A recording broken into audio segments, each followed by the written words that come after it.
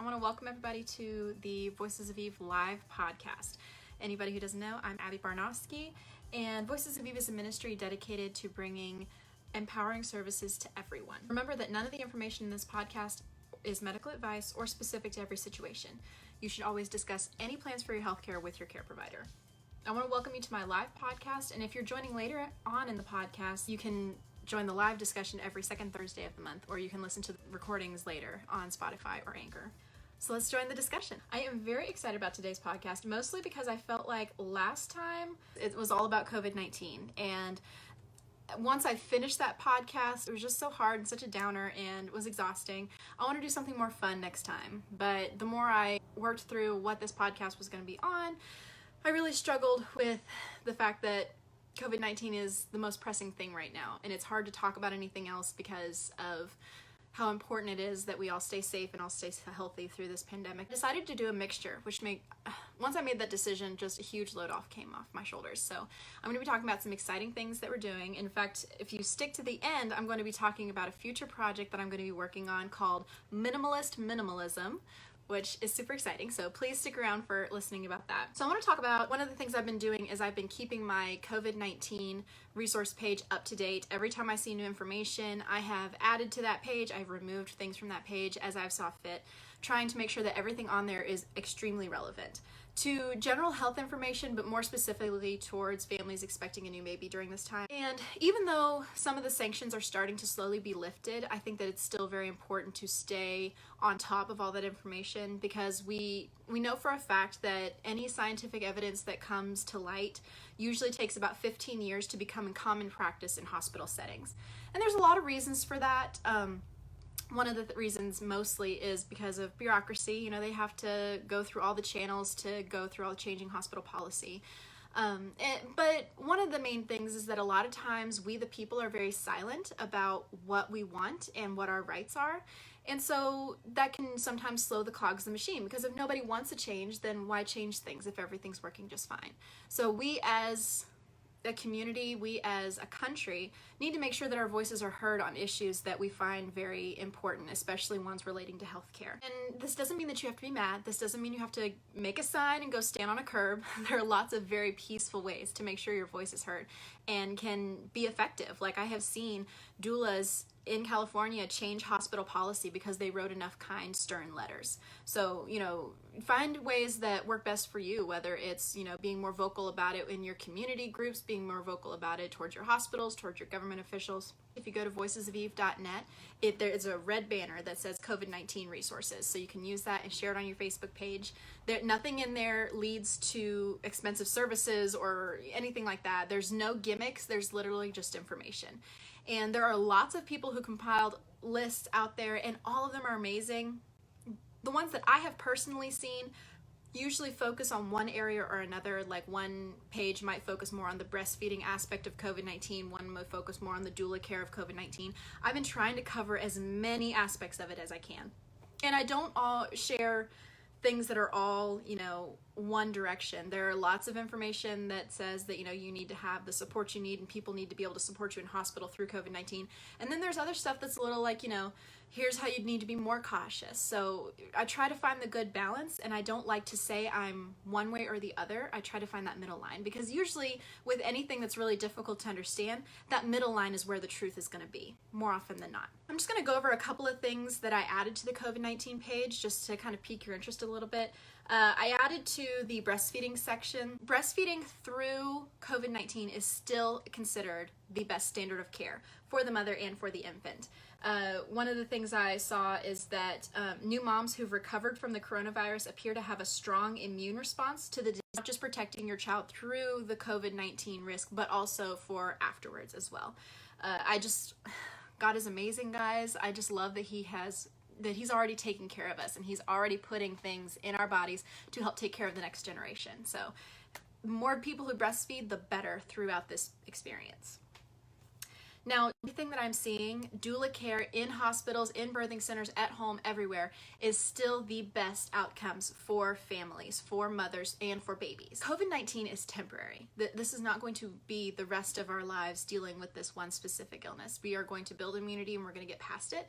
But some of the effects of of trauma in birth or low health outcomes like, having to have an emergency C-section, reducing your risk for those things will have long-term benefits for the health of our mothers, our babies, and our communities. What I have been personally doing to try to make sure doula care is given the attention that it deserved and is considered essential is I have been sharing evidence-based information with people in authority. I have sent it to the president, I have sent it to the governor, the governor's wife, the surgeon general, who else? The mayor of my town. So I've been trying to reach out as much as possible. And then a few days ago, I also reached out to several news organizations to hopefully get them to be sharing more information about it. It's not because it's my job. I state very clearly in the letters that I send that I do not stand to benefit from this change of policy.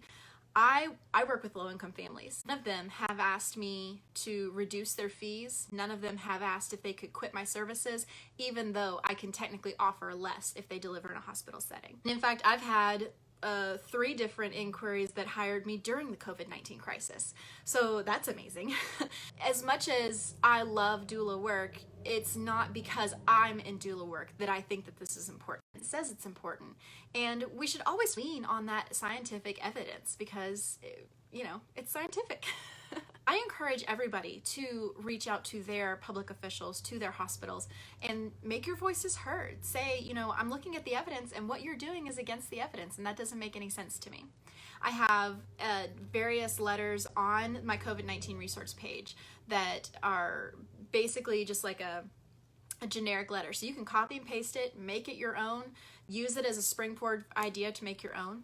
My only request is that you send any letters that you send with respect and with kindness. There are lots of different ways that doula care reaches families in a way that other healthcare can't and or won't, but more often than not it's can't. If you are an OB and you see hundreds of patients a year, you can't invest in each one of those lives to the intimacy level that I can, because I take at most 2 clients a month. So I get to know these people, I get to know their struggles, and when they're having a stressful day, when they're saying, everything's going crazy with all these tests I have to take because of all these extra things, and my mother-in-law is stressing me out, I get a text and saying, hey, I'm just stressed and I need someone to unload a little bit on.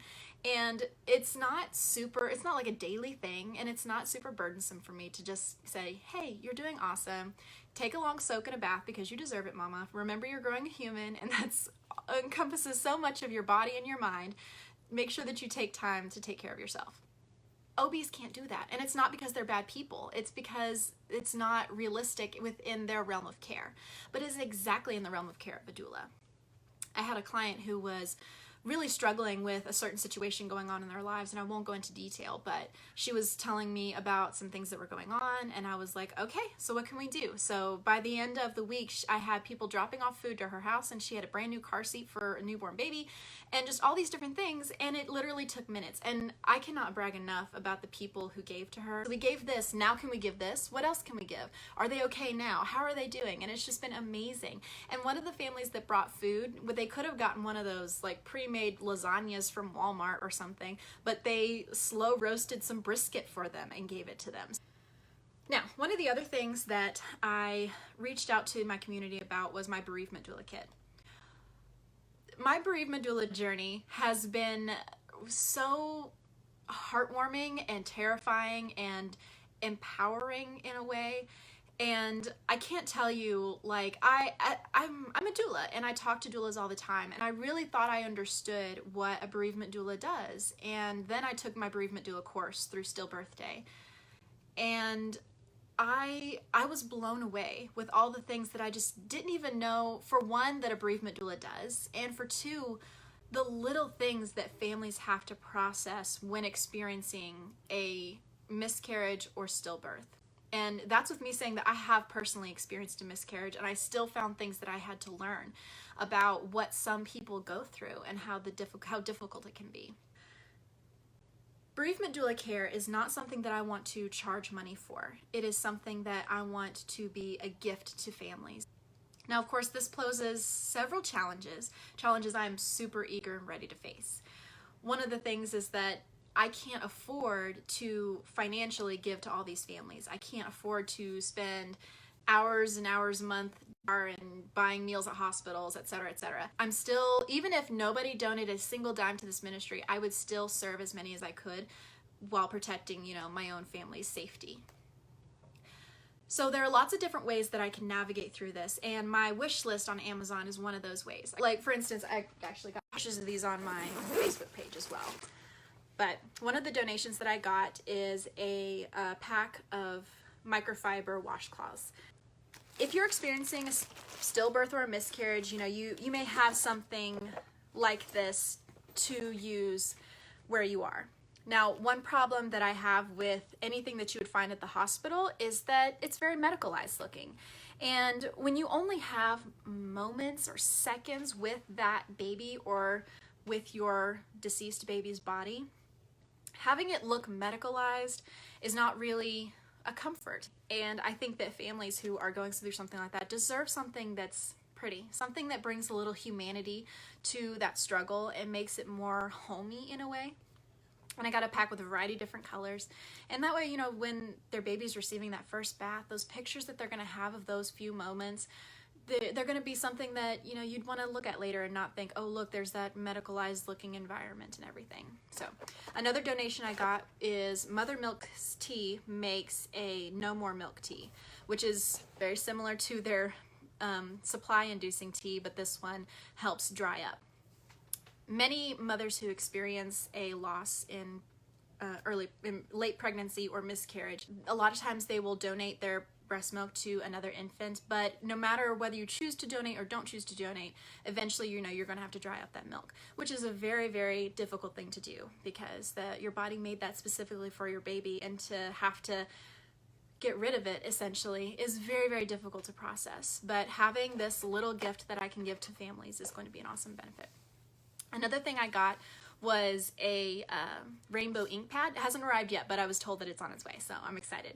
A rainbow ink pad to do their footprints with. I am going to have birth certificates that I will create for the families.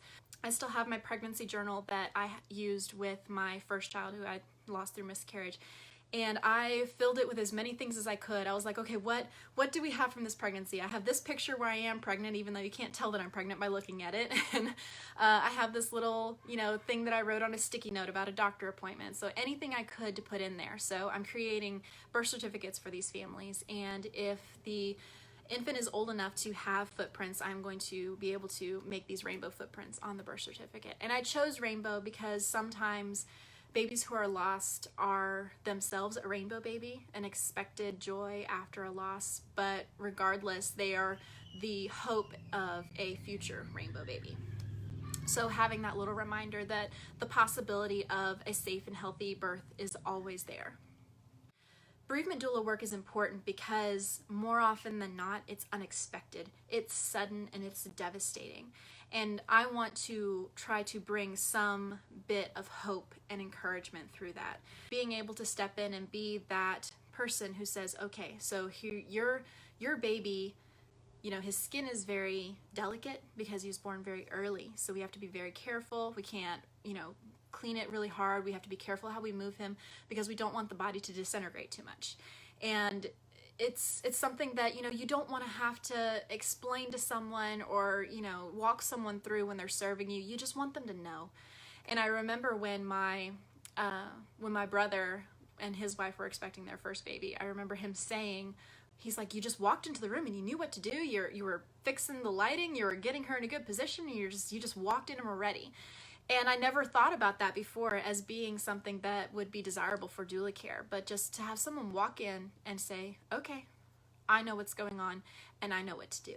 And especially when you've lost someone that you desperately love, knowing what to do can be sometimes the most impossible thing ever. And so that's my hope, to know what to do. And the doula kit will strongly help that. I'm going to be posting links for that as well, and it's on my bereavement page on my website. And donations to that are so, so welcome. I look forward to being able to be an extension of your hands and feet, because you may not know what to do. You may not know how to have access to the people who need this kind of help, but you can buy one thing and by extension, the hand and feet of God to these people and impact them in real, tangible, lifelong ways, because nobody really forgets those little details. I could tell you every single thing about the room where I was when we found out that we lost our baby. And these details are going to carry with them forever, and you can't put a price tag on that. And I did my best to make sure that everything in there is low cost. I didn't want there to be super expensive stuff in there. So, and everything is super necessary. And if you ever want to reach out to me and say, hey, I'm not sure what to get on the list, can you tell me what's most important? The things on the list are listed by priority level. You can check beside them and it'll say, you know, very needed or not very needed or whatever. But I can also help guide you. You know, we can help figure it out together, and that's perfectly fine. That was the hardest part of the podcast, and now we're off to only fun stuff. One of the things that I'm very excited about that I'm working on is I have been playing around with a lot of homeschool ideas. I homeschool my 2 girls, and I was homeschooled throughout my entire education. I've been super excited to throw some creativity at it and kind of look at homeschooling from a whole new direction. One of the things that I have been focused on throughout my time working with creating homeschool content is that I noticed that a lot of the homeschool curriculums, a lot of the homeschool schedules that you find online are very structured, and I'm not very structured. I have been playing around with the idea of combining subjects because, let's be honest, one of the things that should be awesome about homeschool is that it should be simple and it should be shorter. It should take less time. So finding ways to make one topic be most of your day of school sounds a lot easier and less time consuming. So I have been trying to find ways to combine those things, and one of the things I've been working on is finding a way to combine social studies, history, music, and art all in one topic. And that's for like younger age. When I get to building it for older age kids, it's also going to include writing and reading. All in one class, guys. All in one class. That is something that I'm really hoping to crank out soon. I want to have it ready by the fall so that families starting new stuff in the fall will have it ready to go. If you have any input or any ideas, please let me know, because I am definitely don't want it to be a homeschool curriculum that only fits me, because that's against the point. I want it to be a one-size-fits-all type of thing. And I don't even want it to be just something that homeschoolers do. You know, if it's something where, you know, your kid is wanting to see more engagement in certain areas of their studies but aren't sure how, like, well, buy a couple of homeschool curriculum things. Let them do it in their free time at home. Like, there's lots of different ways you can do this. And even if you want to use it for keeping kids engaged in learning activities throughout the summer so that they don't, you know, go completely brain dead by the time school starts back up, it will work for that too. So I'm looking for any and all suggestions. I promised you I would talk about my minimalist minimalism project. So first of all, I adore minimalism. I adore looking at it on the internet. It's amazing. And I want so desperately to be it. I keep stumbling over issues where, like, well, I can't get rid of like my doula books and binders and office supplies and all that stuff because those are things that I need. And I can't get rid of my craft stuff because I make that to sell too. And so like every time I go over a category of things, I'm like, well, I need all these things for such and such and such and such. So, and this is something that I've kind of delved into in other blog posts. It just seems like reaching that perfect attainable with every single thing is what the world expects, and it's downright impossible and exhausting, and it just makes you want to throw something against the wall, maybe even throw one of your children against the wall, or your husband or yourself. Why are we so focused on everything having to be perfect? It's like, if you're going to be minimalist, you have to be minimalist, like, you know, 100%. And so trying to find ways to make minimalism show up in certain areas of my life has been the best thing ever. To know that not every inch of my house has to be minimalist. I don't have to be able to fit in a tiny home. Now, maybe my living room could fit in a tiny living room, but so that is something that I'm going to be working on, to creating a biblical teaching on how to find that middle ground. And it's something that I think that we could all benefit from in our political lives, in our work lives, in our family lives, is that not everything has to be perfect, and we have to give ourselves the grace to find that middle ground and walk that middle ground without feeling bad. Because if we walk the middle ground in everything, then we are doing way better than the people who are being perfect in 2 areas and awful in 10 or 12 areas. But finding that middle ground where you can meet everything at an equal level, that I think is where the most peace and comfort and anxiety-freeness is. right, so I'm going to close off this podcast by first saying thank you again. Gosh, I'm so blown away by everybody who likes a post, shares a post, comments on a post, listens to a podcast, reads a blog, like anything and everything. You inspire me and you keep me going. Like, cause I'm not gonna lie to you guys, the last few weeks has been really, really hard, and it was way harder than I expected, because when the words quarantine first came, I thought, I'm homeschool mom, home all the time anyway. This will be great. I'll learn new skills. It'll be awesome. Which, funny story about that, a friend of mine was telling me that she learned 2 amazing skills. One of them was like embroidery, like she'd never embroidered before, and learned how to embroider. And I was like, oh my gosh, you're like doing all these things. My new thing that I chose to learn was doodling, because I've never really taken the time to doodle, but I love doodles. So yeah, I'm learning to doodle, which just sounds so not adult-like. But yeah, it's been very, very difficult, and I have noticed a lot of anxiety and depression cropping up in me that kind of took me off guard, because I was not ready for it, and it kind of knocked me on my butt, and I crawled into a hole for a little while. The fact that, you guys didn't give up on me, and that you guys kept going and kept following and liking, even if my content wasn't great for a while, you never let go, and that's just amazing. You guys are amazing. And I'm doing so much better now, and so much more energetic, and have just new vigor. And I think part of that was when I started sending out those letters to government officials. It was kind of like popping a pimple, it'd been growing and growing and causing me pain and distressing me, and it was just, I was not acting the way that I thought that I should act, because every time I saw something about COVID-19, I thought, and hospital care and doula care, I thought, somebody needs to say something about this. Somebody needs to do something about this. And I was like, I don't know what to do. I don't know what to say, so it's probably not going to be me. And then one day I just thought, you have to say something about this. And once I started saying something about it, I started feeling so much better. And I'm not sad at all for being loud and politely loud. So yeah, I'm going to keep reaching out. I'm going to keep finding people to write letters to until somebody listens to me, until somebody puts the information in the right hands and puts a stop to it. And overall, doulas have gotten really used to hospitals not giving the best of care to their families. And I'm one of them. I'm one of the people who just said, I just can't believe they did that to my client. That's just awful. My first client was a recovering drug addict, and even though her doctor knew that fentanyl is in epidurals, even though he knew that, he badgered and pestered her and said, why do you want to be in pain? Why don't you just take the epidural? Come on, just do it. And I watched a human being know that another human being had been through a struggle and wave that struggle in their face and say, take it, come on. It's like waving a shot of whiskey in front of an alcoholic's face. I watched it happen and thought, man, I can't believe he did that.